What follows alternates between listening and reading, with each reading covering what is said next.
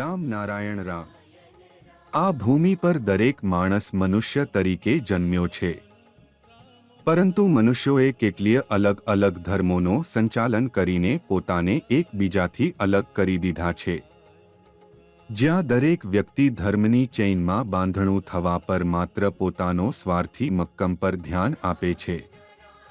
પરંતુ આપણા મહાગુરુ બાલક બ્રહ્મચારીજીનું કહેવું છે કે સૌથી મોટો ધર્મ આકાશ છે, જેમાંથી આ સૃષ્ટિનું સૌનું ઉદ્ભવ થાય છે, અને સૌથી મોટો ધર્મગ્રંથ છે। આ ગ્રંથનું દરેક પાનું બ્રહ્માંડમાં ફેલાયેલું તારા, ગ્રહ અને નક્ષત્રોને દર્શાવે છે। આ ભૂમિ પર લગભગ 800 કરોડ લોકો છે। તેમના દરેકનું શરીર આ ધર્મગ્રંથથી બનેલું છે, જેમાં પંચભૂતનો સમાવેશ છે। આ પંચભૂતથી આપણને ઊર્જા મળે છે, વિવેક મળે છે। આ વિવેક જ આપણને જીવનનો સાચો અર્થ સમજાવે છે કે આખરે જીવનને કેવી રીતે અને કયા પદ્ધતિથી જીવવું જોઈએ। જ્યારે સંસારનો ઉદ્ભવ થયો ત્યારે માનવને આ શરીર મળ્યું, ચેતના મળી, વિચારો મળ્યા, બુદ્ધિ અને વિવેક મળ્યો, જ્ઞાન મળ્યું। ભૂમિ પર માનવ, પ્રાણી, ઝાડ, વૃક્ષ આ બધાનું દરેક વસ્તુ પર સમાન હક છે। આજેની વ્યસ્ત જિંદગીમાં તમે જો કઈ રીતે કાર્ય કરવા માંગતા છો તો તમારા મનને અને વિવેકને કહો કે આ કામ તમારે કરવું છે। તમારા મન, વિવેક, ચેતના જ તમારું માર્ગદર્શન આપશે કે આ કાર્ય તમારે કરવું જોઈએ કે નહીં। આપણો મન, ચેતના, આત્મા અને વિવેક બધાને જ્ઞાન આપે છે। આ બધા આપણા અંદર દાસરૂપે વસે છે। તેથી આપણું કાર્ય છે કે તેમના વાતોને પ્રાથમિકતા સાથે સાંભળીએ અને સમજીએ। આપણું વિવેક જ આપણી રાહ દર્શાવે છે કે કોઈ કાર્ય કરવું સારું છે કે નકામું છે, કરવું છે કે નહીં। તેથી તમારા અંદર બેસેલા વિવેકને ઓળખો અને તેના પર વિશ્વાસ રાખો, જેથી તમે જીવનમાં ખોટા કાર્ય કરવાથી બચી શકો।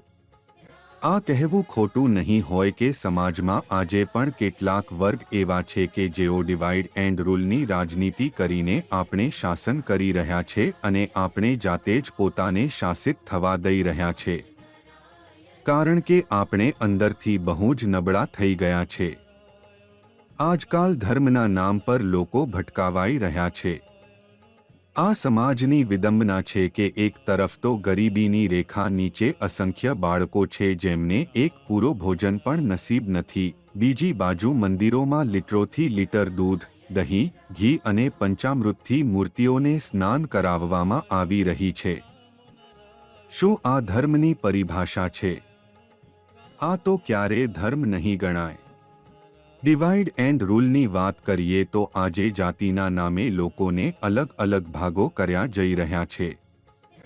જ્યારે એક માણસ જન્મે છે, અમે સૌ એ જ રીતે જન્મેલા છે, એ જ પ્રક્રિયાથી જન્મેલા છે, એ જ રંગનું લોહી આપણા અંદર વહે છે, તો પછી આપણે અલગ કેમ થયા? કઈને આપણે અલગ કર્યું? આજે આપણે અહીં બેઠા છીએ, કેટલાક ઉપર બેઠા છે તો કેટલાક નીચે છે, પરંતુ હવે આપણા માટે જરૂર છે આપણા વિચારોને બદલવાની, સમાજમાં ફેલાતા જાતિવાદને મૂળમાંથી દૂર કરવાની। આજકાલ રાજકીય નામે જાતિવાદને ખીલવાડતા રહે છે। રાજતંત્રની જગ્યાએ પરિવર્તનવાદી તંત્ર ચાલી રહ્યું છે। જાતિવાદના નામે અને ધર્મના નામે જે ખીલવાડો થાય છે તેને તરત જ રોકવું પડશે। હવે સમય આવ્યો છે આ બધા ભેદભાવોને દૂર કરવાનો અને એક એવું સમાજ બનાવવાનો જે સમાનતાવાળું, ધર્મનિરપેક્ષ અને પ્રગતિશીલ હોય। આ શક્ય છે જ્યારે અમે પોતાના વિવેકને સાંભળીએ, આપણી ચેતના સાથે જોડાવીએ અને નું જાપ નિયમિત રીતે કરીએ। પ્રકૃતિ જ શ્રેષ્ઠ ધર્મ છે અને દરેક વ્યક્તિએ આને સમજવાની જરૂર છે। જ્યારે વ્યક્તિ સાથે જોડાય છે ત્યારે તેની જિંદગી આપોઆપ સ્થિર થઈ જાય છે। દ્વારા લોકોની આજકાલ આદતોમાં એ શીખવવામાં આવે છે કે સકારાત્મક દૃષ્ટિ રાખો, જીવનમાં સદાય સારા કામો કરો અને શક્ય તેટલી મદદ કરો। દ્વારા સમાજમાં ફેલાયેલી નકારાત્મક ઉર્જાને દૂર કરવાનો પ્રયત્ન સતત કરવામાં આવે છે।